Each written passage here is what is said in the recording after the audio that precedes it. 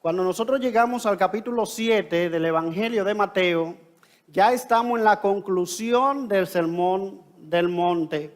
Ustedes recordarán que el capítulo 5 comienza diciendo que cuando Cristo vio la multitud, subió al monte y sentándose vinieron a él sus discípulos y les enseñaba.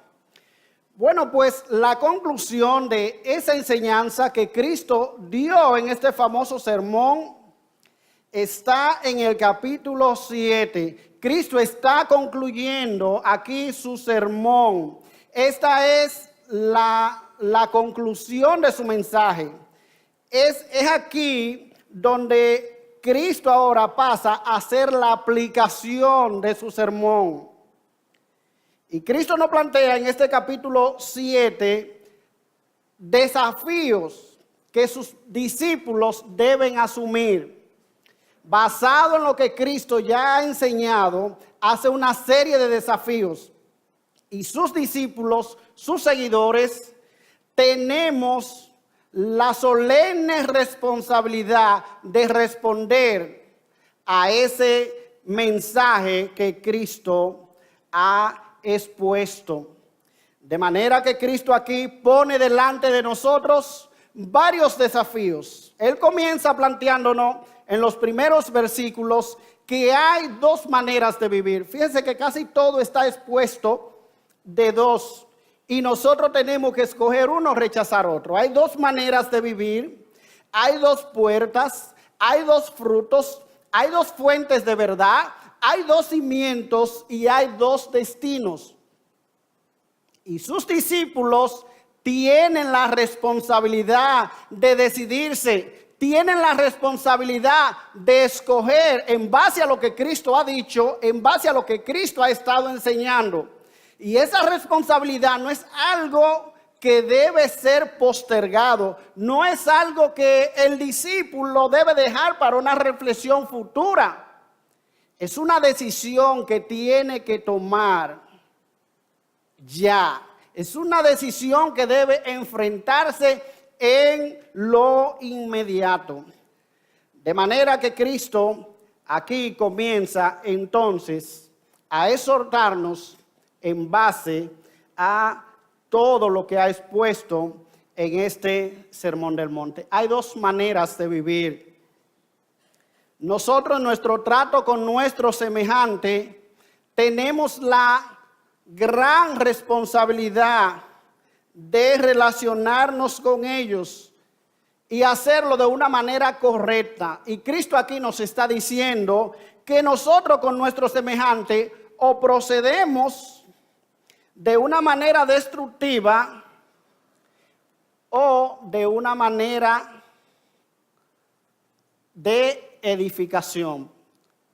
Nosotros tenemos esa solemne responsabilidad. Hay dos modos de actuar respecto a nuestros semejantes, respecto a nuestros hermanos que deben caracterizarnos. Así que, en primer lugar, yo quiero que nosotros veamos la manera negativa. Nosotros debemos evitar la crítica destructiva. Cristo nos comienza diciendo en el versículo 1, no juzguéis para que no seáis juzgados. En primer lugar, los creyentes tenemos la responsabilidad de evitar la crítica destructiva. Esta expresión no juzguéis probablemente sea con Juan 3:16, uno de los versículos que más se citan de las Escrituras. Cualquier persona cita Juan 3:16 y usted puede escuchar de la misma manera a personas citar este verso cuando muchas veces dicen, no juzguéis para que no seáis juzgados. No juzguéis, dice la gente, para que no seáis juzgados. Y muchas veces la gente cita esto fuera de contexto, lo cita mal, porque la gente entiende es que nadie tiene derecho a meterse en su vida, nadie tiene derecho a llamarle la atención sobre cualquier práctica pecaminosa. Normalmente la gente se refiere a esto. Sin embargo, a lo que nuestro Señor se refiere aquí con la expresión no juzguéis, es a un espíritu de orgullo de nuestra propia rectitud. Es el yo que está en la raíz de esta actitud y es una manifestación de nuestra propia autojusticia. Es un sentido de superioridad. Es un sentido de que nosotros andamos bien y los otros no. Y esto conduce entonces a un espíritu de censura. Es a lo que muchas veces se ha catalogado como un espíritu hipercrítico. Es una forma de expresarse o de juzgar al otro de manera destructiva. Así que Cristo nos está diciendo, debemos tener cuidado, de tratar a los demás de manera que lo despreciemos o que lo tengamos en menos a la hora de juzgarlo. Así que se trata de personas que tienen una intención maliciosa para con su prójimo, una manera maligna de encontrar faltas y defectos en los demás. Y como dice John Stott, que nuestro Señor se está refiriendo aquí a personas que son descubridores de falta, personas que se esfuerzan activamente y disfrutan buscando faltas en otros. Así que Cristo nos está diciendo, no juzguéis. Ahora, Cristo no está diciendo, miren, todo juicio de parte del creyente debe ser anulado. Ustedes no deben ejercitar su discernimiento. No. Cristo nos está diciendo, ustedes no deben andar sospechando de todo hermano. Ustedes no deben conducirse de manera crítica con sus hermanos y no deben menospreciarlo en su trato. Así que Cristo en varias ocasiones, él a los fariseos les recriminó ese tipo de actitud. En una ocasión, una mujer ungió los pies de Cristo con un perfume. Ustedes recuerdan cómo decía la gente acerca de esa mujer, que era pecadora. Si fuera profeta, conocería qué clase de mujer es esta, que es pecadora. Y el fariseo que se paraba en pie en el templo a orar consigo mismo decía, Dios, te doy gracias porque no soy como las otras personas, ladrones, adúlteros, injustos, ni aún como este publicano. Trataban con desprecio a las demás personas y lo juzgaban de manera severa. Dice el doctor Donald Carson, el problema parece ser entonces un problema de actitud, una malicia donde lo que se dice puede ser verdad, pero donde el propósito no es edificar, sino potenciar la propia reputación o degradar a la persona de que se habla. Y otro autor dice que juicio destructivo son la evidencia final de un estado de declive espiritual. Juicios destructivos hacia nuestros semejantes son la evidencia de un estado de declive espiritual.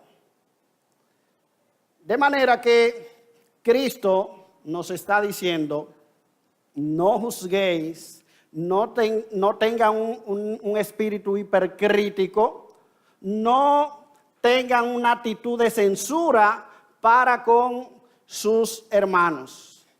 Ahora bien, Cristo nos dice que debemos evitar la crítica destructiva, en primer lugar, porque cuando criticamos estamos estableciendo el parámetro con que seremos juzgados nosotros mismos. Y esto puede interpretarse de dos maneras. Dice el versículo 2, porque con el juicio con que juzgáis seréis juzgados, y con la medida con que medís os será medido.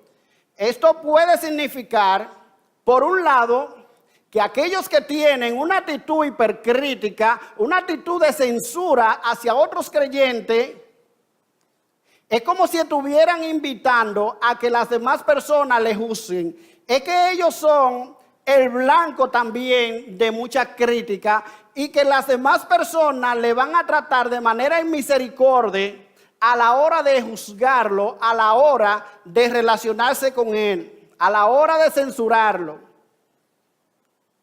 Es como si fuera un boomerang, la crítica que cuando usted la lanza contra alguien, a sí mismo se le devuelve.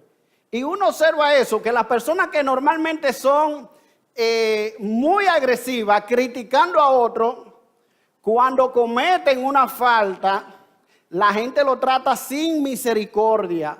La gente no tiene la más mínima piedad. Se lo comen vivo. Son el blanco de una crítica inmisericordia.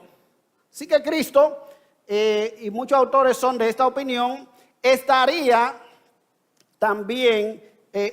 diciéndonos, miren, cuando tú juzgas a otro de manera destructiva, tú estás estableciendo el parámetro con que otros te van a tratar a ti, con que otros te van a juzgar. Y por otro lado está la opinión que esto se refiere al juicio de Dios. Ya Cristo ha dicho, por ejemplo, en capítulo 6, dice, porque si perdonáis a los hombres sus ofensas, os perdonará también vuestro Padre que está en los cielos. Mas si no perdonáis a los hombres sus ofensas, tampoco vuestro Padre os perdonará vuestras ofensas. Cristo, y la Biblia en esto es clara, Cristo ha dicho en su palabra que cada uno de nosotros vamos a dar cuenta de nuestros actos en el tribunal de Cristo. Y no hay en la Biblia mucho detalle de cómo será esto. Pero lo cierto es, hermano, que nosotros vamos a dar cuenta delante de Dios de cada palabra que salga de nuestra boca. En el capítulo 2 de la carta a los Romanos, versículo 1, el apóstol Pablo dice, por lo cual eres inexcusable, oh hombre, cualquiera que sea tú que juzgas, porque en lo que juzgas a otro, ¿qué hace? Te condenas a ti mismo. De manera, hermano, que tratar a otro de manera de misericordia en nuestro juicio hacia ellos puede atraernos o va a traernos también el juicio de Dios sobre nosotros. Y el Señor no está diciendo aquí, mira, tú te vas a perder, pero está diciendo que seremos juzgados o que nos atraemos el juicio de Dios sobre nuestra vida. Nosotros vemos un caso en el libro de Esther de Amán.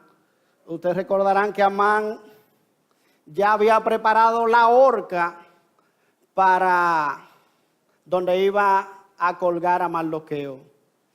¿Y qué pasó? Que él fue ahorcado con la misma horca que él había preparado. Y así le pasa a muchas personas que son tratados luego de la misma manera en que ellos han pensado o han tratado a otro creyente.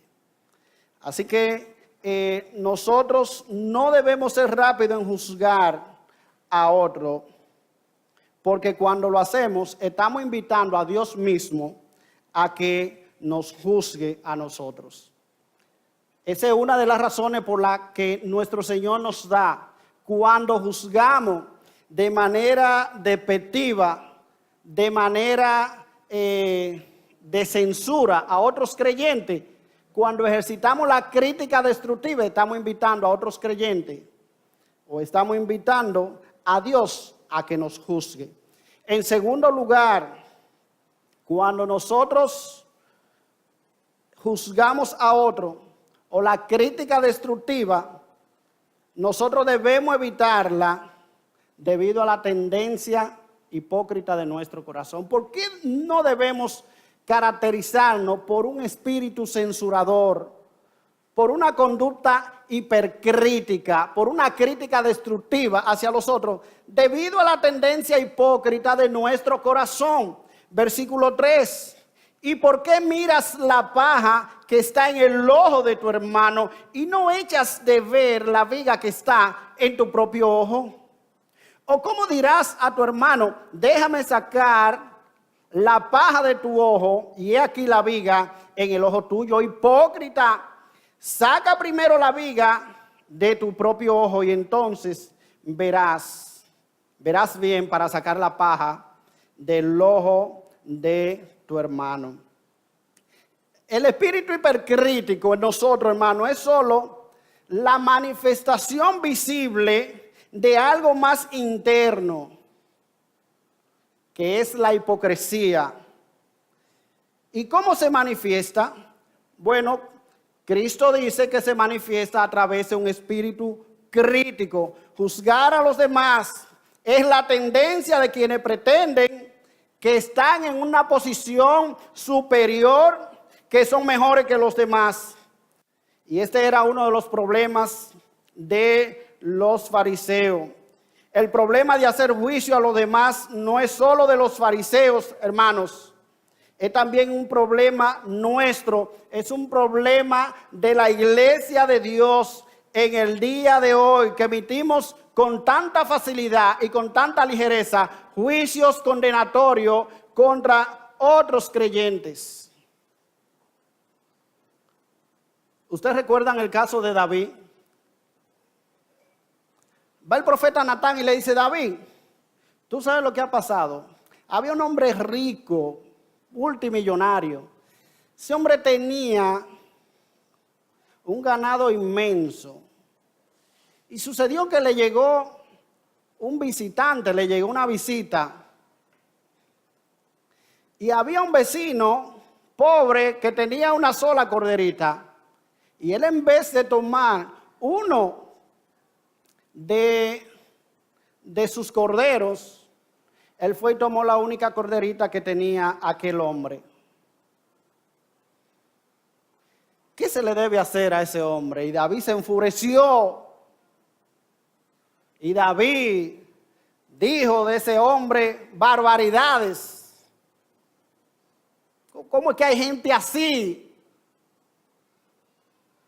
Es más, ese hombre debe ser tratado duramente y debe pagar 4 tantos lo que hizo. Wow, pero qué hombre más justo. Qué hombre más justo. Hay que darle a ese que hizo eso su justo merecido. David, tú eres ese hombre. Ese hombre eres tú. Tú eres ese hombre, David.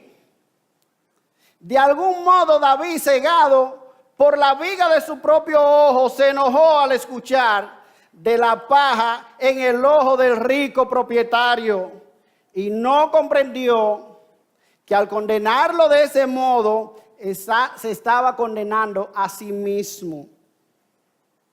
Se estaba condenando a sí mismo.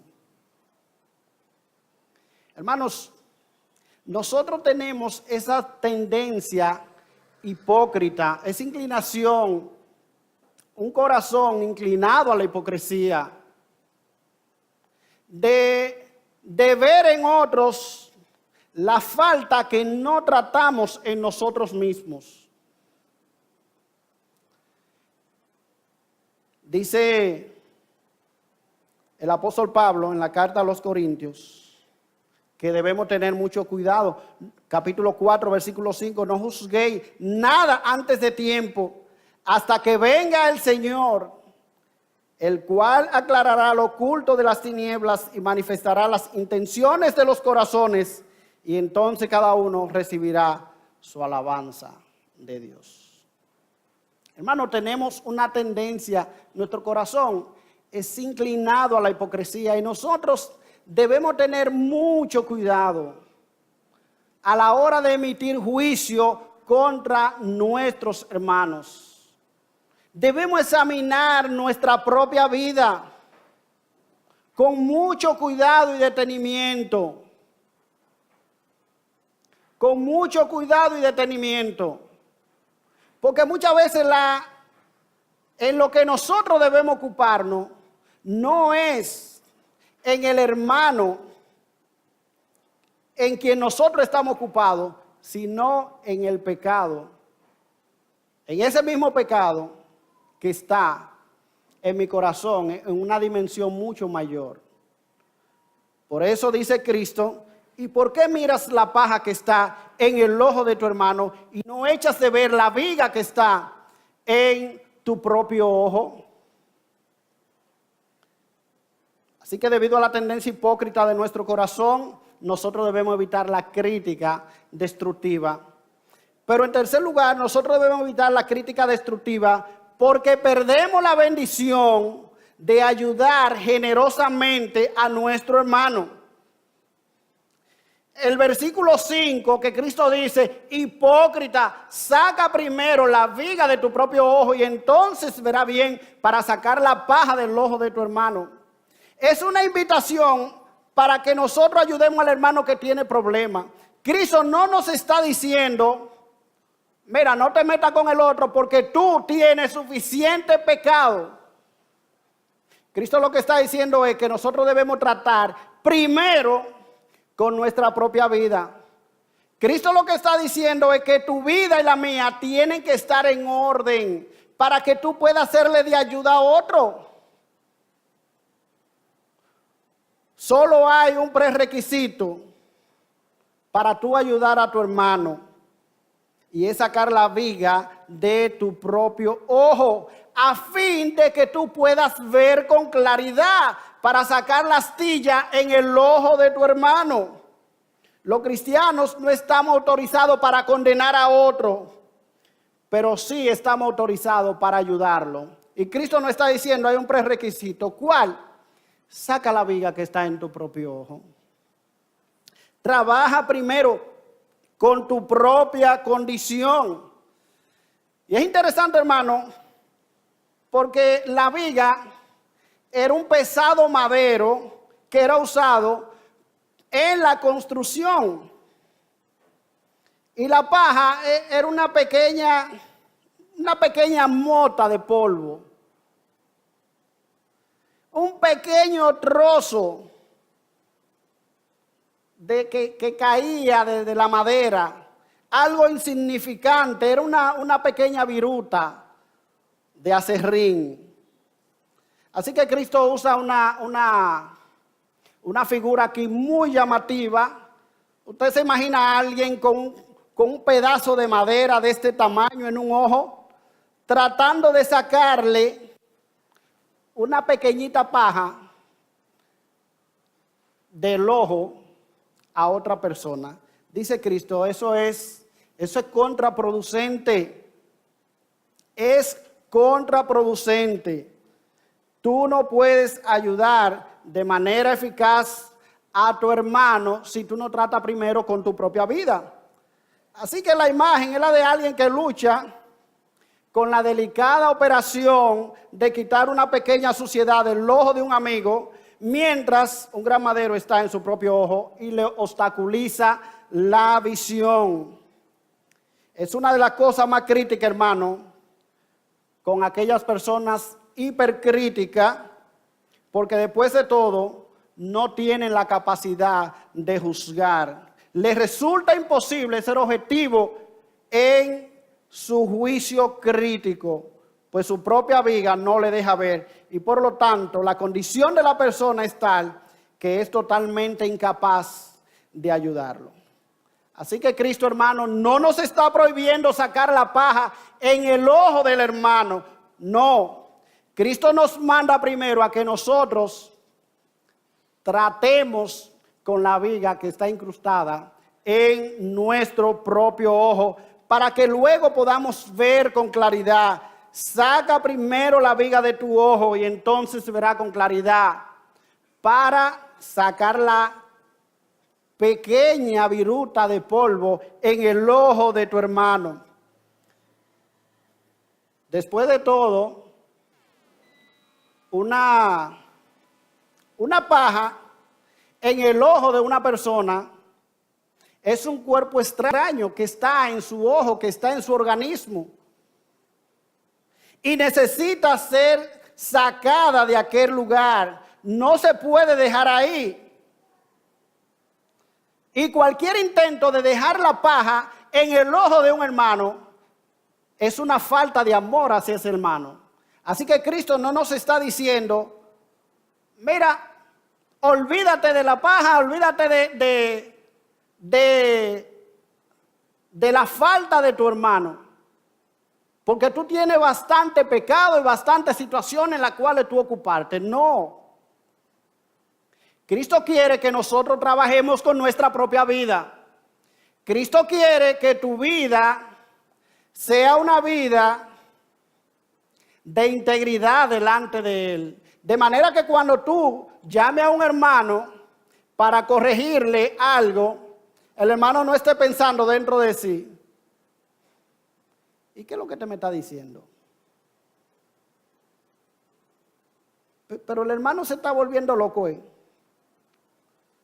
Pero ¿cómo el hermano me está llamando? Que mi niño está correteando por ahí. Esos muchachos son un desastre. Y a lo mejor el hermano no lo está expresando, pero lo está pensando dentro de en su mente. Y piensa en cuántas cosas, hermano, muchas veces nos pasa que queremos corregir en otros los pecados que no hemos corregido en nuestra propia vida. ¿Qué hacer entonces, hermano? Si el oculista ve una astilla en el ojo del paciente, no la puede dejar ahí, sino que debe sacarla. Pero para esto, él necesita afecto, necesita paciencia, necesita calma y necesita equilibrio. Y casi todas estas cosas a nosotros nos fallan cuando criticamos de manera agria, áspera, de manera destructiva a nuestro hermano. Así que en términos espirituales lo que Jesús exige de nosotros es que nos consideremos a nosotros mismos, lo que nos permitirá ser compasivos y estar conscientes de los pecados propios, para que lejos de condenar a otra persona podamos ayudarlo de manera real. Así que hay 3 razones que Cristo nos ha presentado por la cual nosotros no debemos practicar la crítica destructiva para con nuestros hermanos. Primero, porque cuando le juzgamos estamos sentando el parámetro con el que nosotros mismos seremos tratados. En segundo lugar, Cristo nos dice que tampoco debemos ejercitar la crítica destructiva para con nuestros hermanos debido a la tendencia hipócrita de nuestro corazón. Y en tercer lugar, no debemos ejercitar la crítica destructiva porque nosotros necesitamos ayudar a nuestro hermano. En segundo lugar, nosotros debemos conducirnos con un compromiso serio e inalterable con la verdad. Nosotros debemos evitar, por un lado, la crítica destructiva, pero por otro lado, nosotros debemos asumir un compromiso inalterable con la verdad. Versículo 6, no deis lo santo a los perros, ni echéis vuestras perlas delante de los cerdos, no sea que las pisoteen y se vuelvan y os despedacen. Los santos y las perlas se utilizan para referirse a asuntos de gran valor y representan la verdad. De hecho, en este mismo Evangelio de Mateo, nosotros vemos a Jesús usando la expresión perla preciosa para referirse al mensaje del reino. Los perros y los cerdos se utilizan aquí para referirse a animales salvajes y agresivos. estos perros que se menciona aquí no son esas, ¿verdad?, mascotas que nosotros observamos hoy día, domesticadas, muy agradables, que la gente vive con su perro, que viaja con su perro y tanta cosa, hermano, que cuando usted ve la gente hoy día en ciertos círculos sociales, tratan mejor los perros que los muchachos. Los perros son parte de la familia. Bueno, pues a los perros que el Señor se refiere aquí no son ese tipo de perros. Eran animales salvajes y agresivos. Se trata de perros semisalvajes que vagaban por los valles y la colina buscando comida. Y de manera similar, los cerdos que se menciona aquí eran considerados inmundos por los judíos. Por lo tanto, esta palabra, perros y cerdos, son utilizadas por Jesús para referirse a ciertos tipos de personas que reaccionan de manera agresiva a la verdad del Evangelio y la pisotean con desprecio. Yo me imagino que probablemente, imagínese que usted se lleva un recipiente con unas perlas y de repente se encuentra con un perro de eso, con un cerdo, y usted se la echa y ellos comienzan a darle mordisco y al darse cuenta que no la pueden devorar y que eso no es alimento, entonces se vuelven en contra de la persona que trató de ayudar. Le decía Juan Calvino que los perros y los cerdos son nombres que Jesús utiliza para referirse a hombres disolutos y a aquellos que no tienen temor de Dios ni verdadera devoción, sino aquellos que mediante demostraciones claras han manifestado un endurecido desprecio hacia Dios, de modo que su enfermedad parece incurable, porque Cristo dice, no echéis o no deis los santos a los perros, ni echéis vuestra perla delante de los cerdos. Tal vez lo que Jesús quiere decir es que como cristianos nos acercamos para ayudar y para restaurar a uno que se ha desviado de la fe. Este puede comportarse de manera irracional como un animal, en rechazo de la ayuda que se le quiere prestar. En tal caso, no valdría la pena insistir en ayudarlo. Esto sería entonces dar lo sagrado a los perros y echar sus perlas delante de los cerdos. Jesús habla en este mismo evangelio, en el capítulo 18, habla del proceso de restauración de alguien que ha cometido pecado. Y allí se indica que después de un proceso, cuando finalmente la persona no acepta la ayuda, hay que tenerlo por gentil y publicano. ¿Qué dice Cristo? Esto llegó hasta aquí. Hay un momento en el que ya no se sigue insistiendo. Y en ese contexto entonces sería, nosotros debemos caracterizarnos por ayudar a nuestros hermanos, por sacar la paja que está en el ojo del hermano, y para esto nosotros debemos hacerlo con todo cuidado, observando primero nuestra propia vida.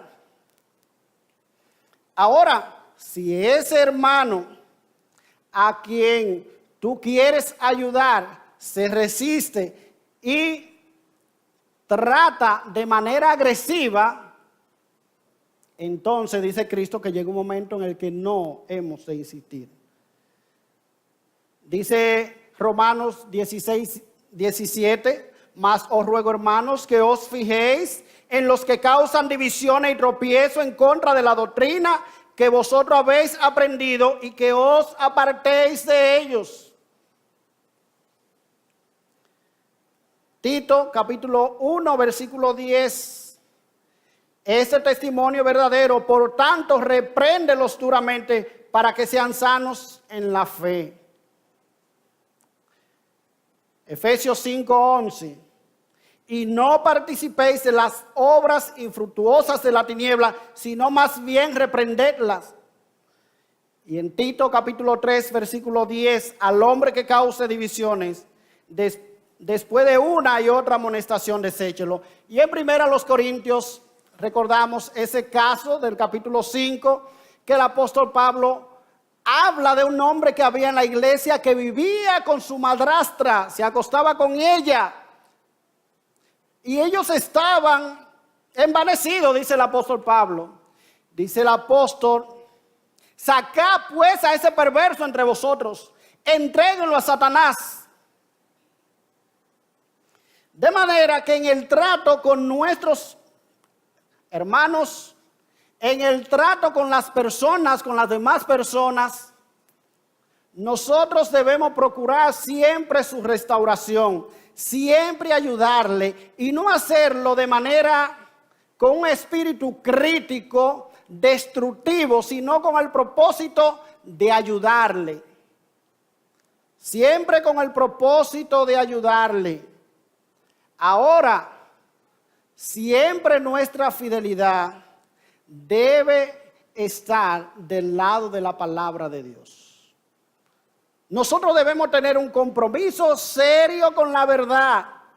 Y cuando alguien se aparta de la misma, nosotros entonces debemos trazar una línea de pizarro y apartarnos.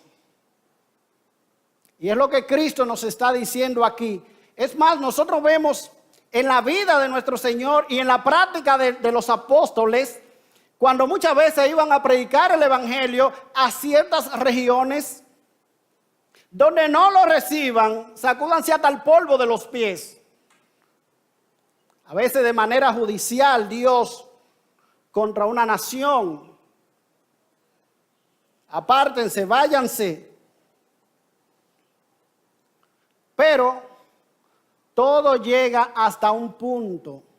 Aún predicándole el evangelio a personas que no son creyentes, a personas que tratan el evangelio con desprecio, y aún tratando personas dentro de la iglesia, la palabra de Dios nos enseña que hay un proceso y que luego de ahí ya no debemos insistir. No debemos insistir. En realidad, dentro de la misma comunidad cristiana, hay quienes deciden asumir los valores de este mundo en lugar de asumir los valores de Dios. Y es nuestro deber ayudarlo a comprender y asumir los valores de Cristo. Pero tal vez algunos en su terquedad no están dispuestos a tomar la cruz del discipulado, y en tales casos no vale la pena seguir dedicando nuestros esfuerzos a ellos.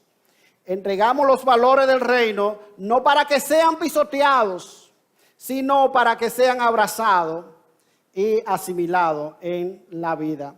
Decía el doctor Francisco Lacueva lo siguiente: en una generación perversa hay tantos que han estado por tanto tiempo en caminos de pecadores que han llegado a sentarse en silla de escarnecedores. Y una vez aposentados en tan triste condición, odian y desprecian toda reprensión. Tratar de instruirles y reprenderles es exponerse a sí mismo a las reacciones que pueden esperarse de perros y cerdos. ¿Qué remedio puede haber para quienes, en lugar de agradecer la medicina, se revuelven contra el médico e intentan herir al cirujano con el mismo bisturí con que desean extirparle el tumor? Hermanos, nosotros tenemos que aplicar nuestro discernimiento, es lo que está diciendo nuestro Señor aquí. Nosotros tenemos que de una manera juiciosa evaluar, porque las perlas y los santos, dice nuestro Señor, no deben echarse a los perros ni a los cerdos. Cristo nos está diciendo que los creyentes tenemos que usar nuestro discernimiento.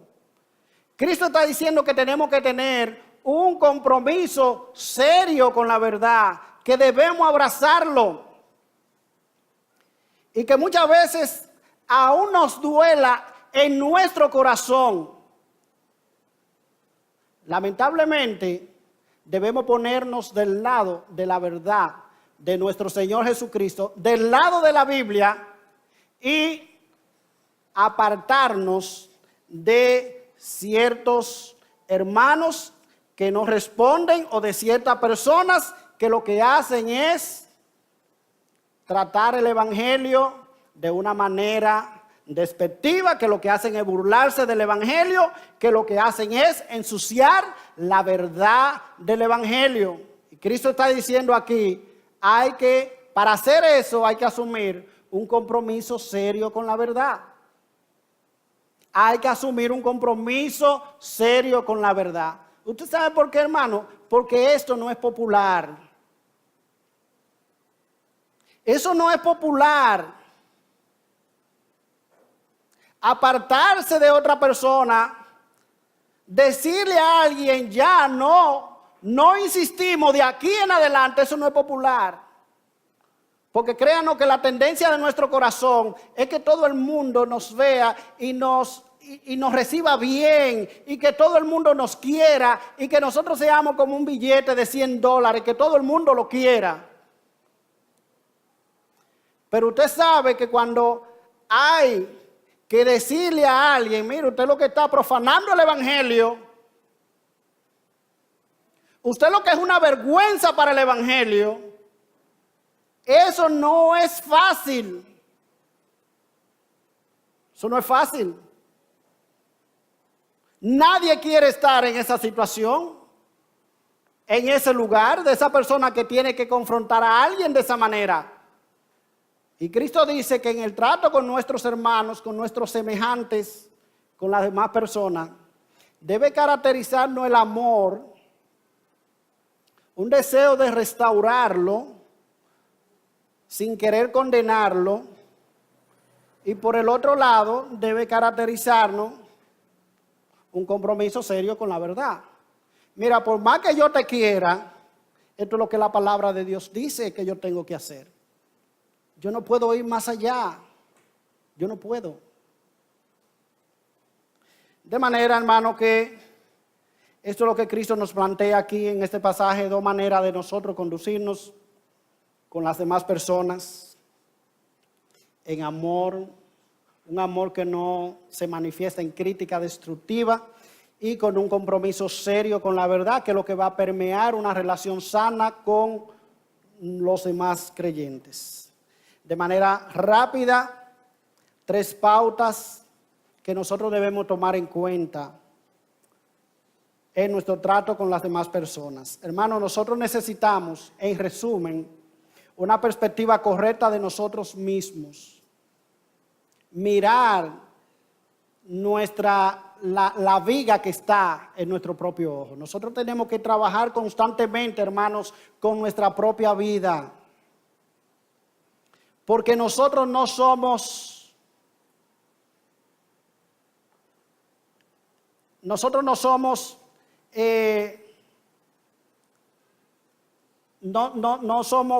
personas que están libres de caer en cualquier pecado, no. Debemos vigilar constantemente nuestro corazón. Somos vulnerables a cualquier tentación, a cualquier pecado. Y a la hora de ayudar a otros, nosotros tenemos que tener una perspectiva correcta de nosotros mismos. Nosotros necesitamos también tener una perspectiva correcta de los demás. Hermano, tratar de ayudarle con sinceridad. Ellos son pecadores justificados. Ellos son pecadores que necesitan ayuda. Nosotros tenemos que tener una perspectiva clara de los demás a la luz de la Biblia, hermano, porque eso es lo que nos va a librar de decepcionarnos cuando alguien cae, cuando alguien peca. Eso es lo que nos va a ayudar a no ponernos la mano en la cabeza y decir, pero fulano, ¿cómo me hizo eso a mí? ¿Cómo fulano hizo? Sí, hermano. Él lo va a hacer. Tú también vas a decepcionar a alguien en cualquier momento. Y lo que nos va a ayudar a tener una perspectiva correcta de los demás, hermano, es tener un entendimiento bíblico del hombre. Nosotros debemos tener una perspectiva correcta de los demás. Al igual que nosotros, ellos necesitan de la misericordia de Dios. Y también ellos necesitan de la misericordia nuestra. En último lugar, hermano, nosotros necesitamos una perspectiva correcta de Dios. Es Dios que tiene las medidas. Hermano, es Dios el que juzga con justo juicio. Hermano, Dios es misericordioso. No querramos ser más justo que Dios, ni más exigente que Dios.